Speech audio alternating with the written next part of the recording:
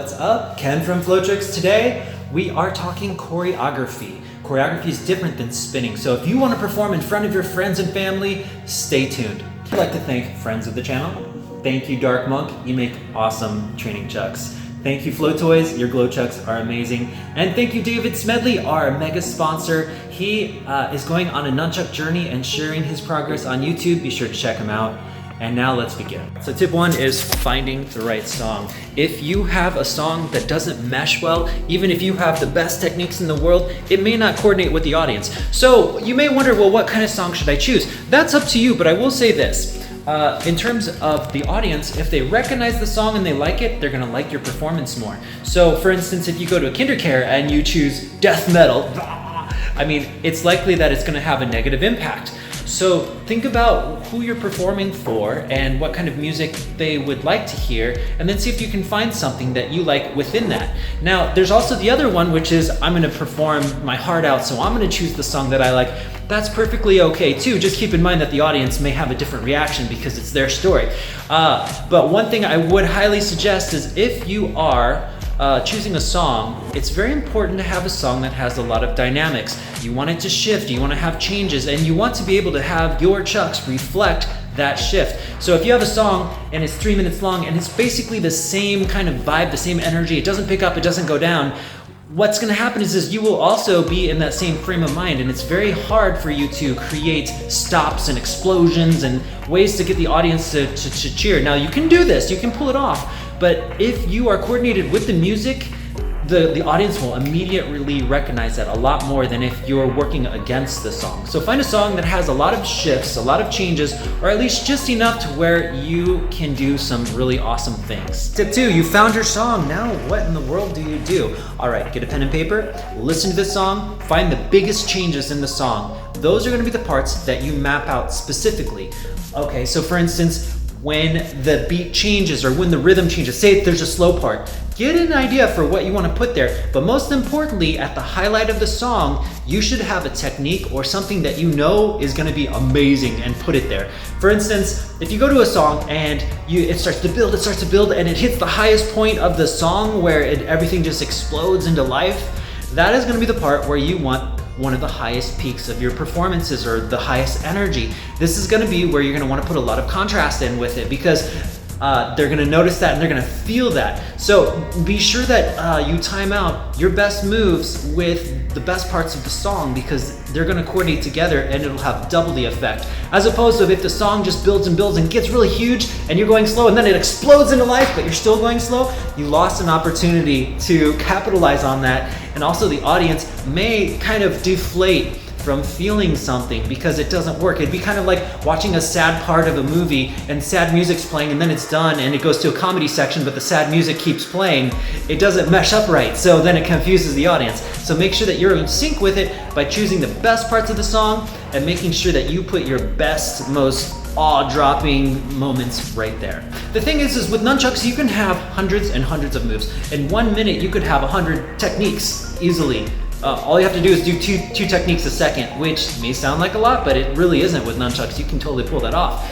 So what you want to do instead is, it's going to be a mix between freeform and choreographed, okay? So the next step is to listen to the music, break it off into blocks. This is slow, this is fast, this is building, and then create styles for that blocks. So when it's slow, I'm gonna do like snake style. When it's building, maybe I'm going to do a lot of catches, but then when it explodes, maybe I'm gonna do just a bunch of throws. So you create limitations or create certain styles that the audience can pick up on, and then they'll also realize that you've changed. So the goal in this aspect is to make sure that when you're doing your chuck moves or when you're doing, like when you're flowing, you're not just throwing out any random move, you're kind of going into a style or a subset. It's kind of like watching someone do Kung Fu. There's many different styles of Kung Fu and each one has their own energy. But if someone does all the Kung Fu and they combine it all together, it doesn't necessarily mean that they've created all the energy. What it does is it just kind of gets it confused and mixed. So what you do is you break it into little pieces, listen to the song, map it out. Now you have general blocks that you can go through. Your choreography is basically done. The skeleton is ready. You have all the non-major parts into themes that you spin your chucks to, and then you have all the major parts like the beginning, the end, every big drop, every big sequence change is specifically choreographed. That is a great place to be because then you can go with it. So the next tip then is to modify. Now you're gonna put this basic premise out on stage. You're gonna perform it or you're gonna do it in front of someone and get their general advice, get outside opinions, get thoughts about how, like, what they are feeling or what they are seeing. It's very important that what you're conveying reflects, like what you're trying to convey to the audience reflects in what they're seeing. So it's good to have someone that's truthful, not just nice, but truthful, tell you their honest feelings about it. But don't just take their word for it, because take it with a grain of salt. Everyone's gonna think your performance a little bit differently. So get multiple people to talk about it, what they feel, what they think, and then modify it. And as you memorize this piece, the next thing you can do is A, you can turn it into a template that you can use in other songs, or B, you can add more choreographed elements. So now, say you have this piece memorized, you've performed it a few times, you like it, you don't have to ditch it. Instead, make it bigger. And what I mean by make it bigger is you're going to now choreograph a little bit more. You're going to reach out just a little bit further. And in that way, there's a possibility within time that you'll have a fully choreographed piece. Is fully choreographed better than freestyle?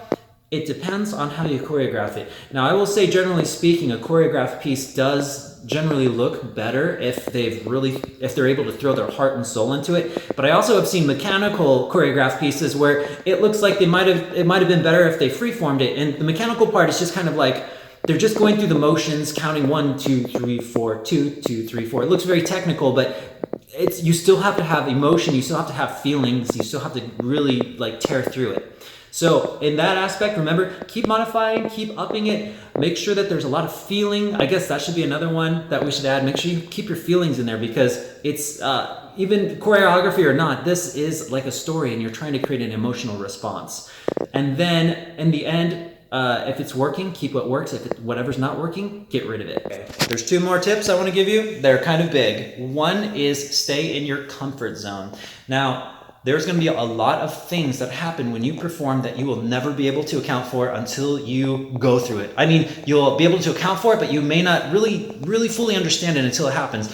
For instance, when your eyes are blinded with lights, or when the stage is too small and all of a sudden the choreography that you had doesn't even work, or the stage is slippery. Maybe you're doing a bar and there's a drink got spilled all over the floor and it's sticky or slippery. There's so many different avenues or elements. Sometimes people may even just walk through your stage if you're like doing a street performance. There's a lot of things that you have to do that you will not be able to account for, which is why, and when that happens, you will probably feel the stress levels raise. Now, if you're doing extremely intricate work, that's amazing and that's awesome.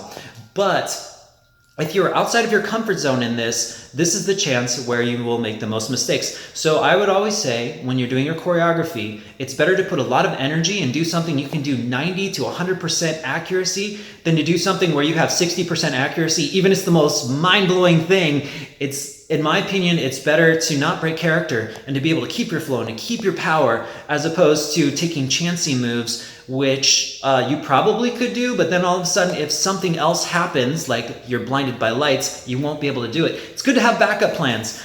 But most importantly, I think that you don't want to make a mistake, because as performers, if your nunchuck flies out and hits someone in the head, that could be the end of your performance career.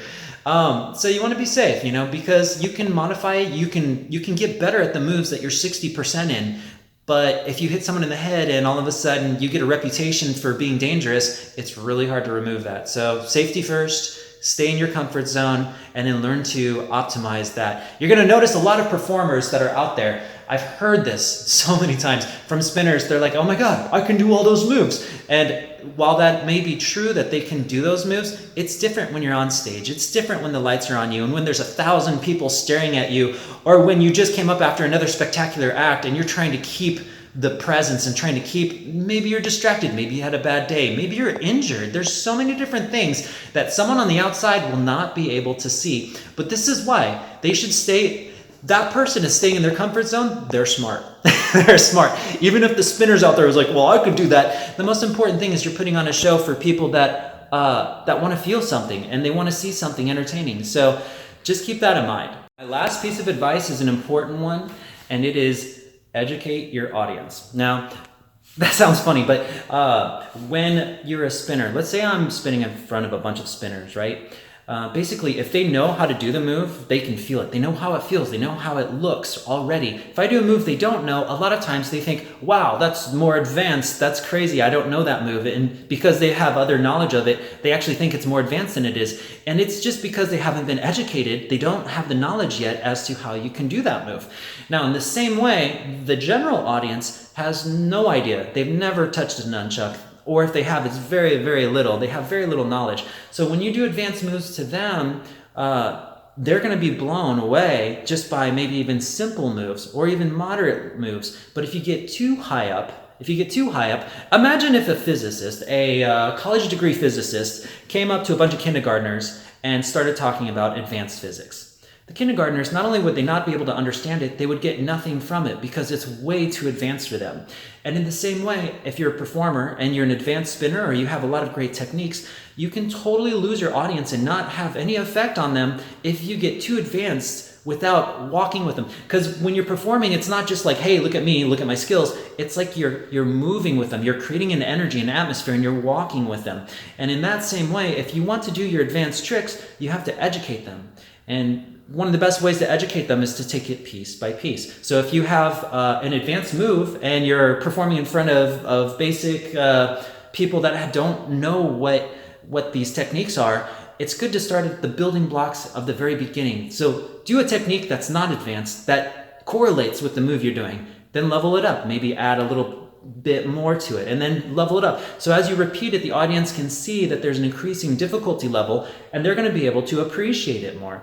As opposed to if you were just throwing out a bunch of fancy, crazy technical moves, sometimes they don't even know what they're seeing. So their brain can't fathom it. So this type of education will give them a greater appreciation for you, any more than if someone's looking at a painting and then you hear how the painter created it. It's more fascinating or more interesting than just browsing through a bunch of crazy pictures, you know? So and in the same way, you can tell that story by simply building it up slowly instead of just throwing out a bunch of random techniques. Spinning and performing are totally different. Because when you're spinning, again, it's for yourself. When you're performing, you're creating an atmosphere, you're creating a story, you're creating a movie. And that movie, the only way that you can create an emotional impact with a movie is if you can grab the audience and not blow them away with so much complex things that, their mind is just broken, but it's to carry them on a journey. So if you're not able to carry your audience, you're not going to connect with them. So it's very important to be able to walk with them. That doesn't mean that you have to dumb down your moves per se, but it is important to think of your techniques as a bridge, and you're trying to connect them across the bridge so you all can walk together. Think of it like that. Think of it like or like if you're a computer support person, which I was for many years, you have to be able to simplify very complex things so they can learn how to do it themselves. And if you talk too crazy, then there's nothing to be gained from that. So really think about how you can use your performance to educate the audience as well, and they'll have a greater appreciation, not only just for you, but for the art in general too. So I hope this helps. I think these are great. This is great advice. Also, don't forget, I have a Patreon. If you love flowtricks, if you appreciate these things, please consider a donation. It's patreon.com/flowtricks. I hope you all are doing well, and I hope these tips serve you. Please send me a message if you use these tips and you are doing a performance. I would love to see you utilize some of these things. So again, take care, message me, comment, share, like, subscribe, all that good jazz. Thank you.